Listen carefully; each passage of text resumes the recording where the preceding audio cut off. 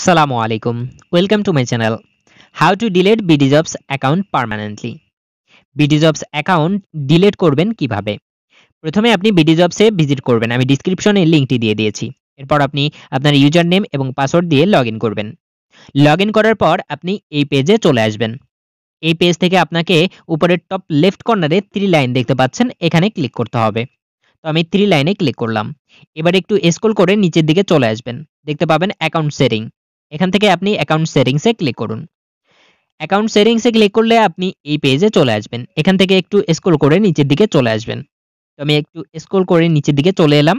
দেখতে পাচ্ছেন delete account. এখান থেকে আপনি ডিলিট অ্যাকাউন্টে ক্লিক করুন। ক্লিক করার পর আপনি আপনার অ্যাকাউন্টটি ডিলিট করতে চাচ্ছেন কিনা এখানে বিস্তারিত তারা কিছু লিখে দিয়েছে, আপনি পড়ে নিবেন। এবার আমরা নিচে চলে আসবো আবারও স্ক্রল করে নিচে চলে এলাম। এখানে আপনি দেখতে পাবেন yes I want to continue, এখান থেকে ক্লিক করবেন। ক্লিক করার পর আপনি এই পেজে চলে আসবেন। এই পেজে আসার পর এবারে আপনি এখান থেকে আপনার কারণ সিলেক্ট করবেন, কেন আপনি এখান থেকে অ্যাকাউন্টটি ডিলিট করতে চাচ্ছেন। তো এখান থেকে আদার্স দিয়ে আপনি এখানে চাইলে কিছু লিখতে পারেন, আর না লিখলেও কোনো ক্ষতি নেই। তো আমি এখান থেকে ডট ডট দিয়ে দিচ্ছি। এবার আমরা আবারও নিচের দিকে চলে আসব। নিচের দিকে আসার পর আমরা দেখতে পাবো প্রসেস। এখান থেকে প্রসেস বাটনে ক্লিক করবেন।